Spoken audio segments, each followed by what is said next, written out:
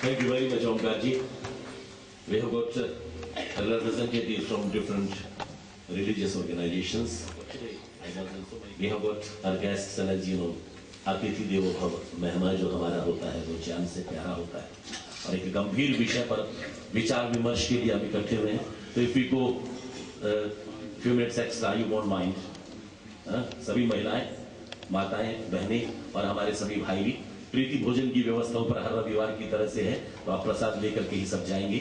और उससे पहले हम सुनना चाहते हैं हमारे जो गणमान्य अतिथि हैं, मेहमान हैं, एंड वी हैव गॉट जनाब राणा साहब फ्रॉम अहमदिया मुस्लिम कम्युनिटी. बहुत ही इम्पोर्टेंट हिस्सा है ये इदारा भी हमारे समाज का, और अहमदिया समुदाय बड़ी गंभीरता से अपनी जिम्मेदारियां निभाता है और मुस्लिम समुदाय की छवि को संवारने में इनका बहुत बड़ा योगदान है. तो राणा साहब हमारे सभी कार्यक्रमों में हिस्सा लेते हैं, जो दूसरे भी कार्यक्रम हमारे होते हैं. तो जनाब राणा साहब, स्वागत इनका. मुझे पूरा यकीन है कि समय की मर्यादा का थोड़ा सा ध्यान रखेंगे. 2 minutes because there are so many other orators are waiting. Okay, thank you very much, Bhatia ji and all your team members. Thank you very much for your gathering here and invited us to express our condolence to the members of the nominee and pray for her. And I would like to share here some 2-3 points how we can stop such kind of cruelties. According to the Islamic faith, that once Holy Prophet, peace be upon him, said that you should help wrongdoers and wronged ones. So the companions asked, we understand, to help the wronged ones. How can we help the person who is cruel? So he said, you can help that person to stop him to doing something wrong. So if you see somebody is doing something wrong, if you can stop with your hand. If it is not possible, with your advice.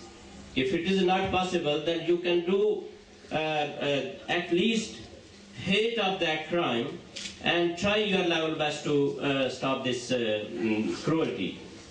He said once the people were traveling on a double-story ship. The water arrangement was only upstairs. So the people who were traveling on ground floor, they said, why we are going upstairs getting water?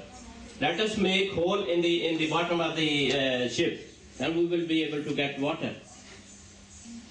So Holy Prophet of Islam said, if the people traveling on upstairs, they will say, okay, we don't mind, let them do their job. So what will happen? They all will destroy. So we can infer from this example that if somebody is doing something wrong, if we will be just silent and keep quiet, so we are the traveler of the same boat, same ship. So it is our duty that we should join hand and try our level best to stop such kind of cruelties and the other things. As a religious leader, I would like to urge religious leader that it is our duty to teach moral duties in our worship places, mandar, mosque or churches. And at home, as one of the respected ladies said, that this is the mother's duty as well. They should teach their sons and children that you must be respectful towards everybody, and particularly the ladies, because Holy Prophet of Islam says that ladies are the fragile. Take care of these people, these things. These ladies, human beings. They are human beings. You must be respectful and you must be helpful. And he said the best person in the sight of Allah is the person who is the best for his wife and children.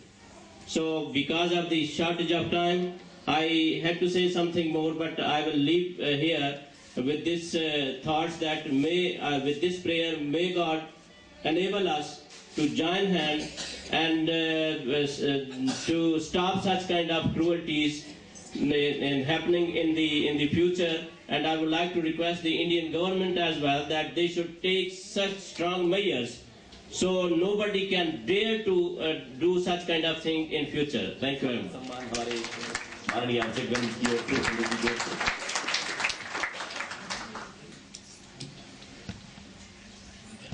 आज हम से हिंदू विश्व मंदिर में जो victim जिसका नाम किसी ने दामिनी बताया, किसी ने ज्योति बताया, पर एंड ऑफ द डे वो एक इंसान है, नारी है, जिसकी जो विक्टिम बनी है रेप की, हम अपनी तरफ से, अपनी पूरी समाज की तरफ से कंडम करते हैं। जो ये हादसा हुआ है, रियली मेरे पास तो कुछ वर्ड नहीं है कि इसको कैसे डिस्क्राइब करें। शर्मा जी ने भी बताया, ओंकार जी ने भी, और सब ने अपने शोक प्रदर्शन किए। हम सिर्फ इतना चाहते हैं इंडिया गवर्नमेंट से कि नारियों की सुरक्षा अवश्य जरूरी है। हम सब तो ये आज ज्योति के लिए यहाँ इकट्ठे हुए हैं, मगर कल जिस तरह न्यूज़ में मैंने पढ़ा जो गुरदासपुर में भी एक लड़की के साथ ऐसे ही हादसा हुआ है, जो 7 आदमी ने उसके साथ एक काम किया है। रियली हमारे लिए बहुत शर्मनाक घटना है जो इंडिया जैसे देश में ये घट रही है। तो मैं अपनी तरफ से, अपनी कम्युनिटी की तरफ से इस शोक में इस परिवार के साथ हूँ। भगवान उसकी आत्मा को शांति दे। ये तो दामिनी का जो केस है वो तो बहुत ही ज्यादा गंभीर हुआ, और दामिनी नाम इस बेटी को इसलिए दिया गया। आप जानते हैं ना, बिजली जब चमकती है तो कितनी भी घनघोर घटाएं छाई हो, अंधेरा हो पूरी दुनिया पर, एक रोशनी, एक चमक वो देती है, जिससे आपको खतरे का आभास हो जाता है। पहले हमारे दूसरे मंदिर में भी उमेश शर्मा जी ने आयोजन किया, यहां हुआ, गुरुद्वारा में हो रहा है, और लगातार ये सिलसिला इसलिए चल रहा है कि मकसद यही है, बढ़ चुकी है पीर, पर्वत सी पिघलनी चाहिए, इस हिमालय से कोई गंगा निकलनी चाहिए। तेरे सीने में सही जो मेरे सीने में नहीं, हो कहीं भी आग लेकिन आग जलनी चाहिए।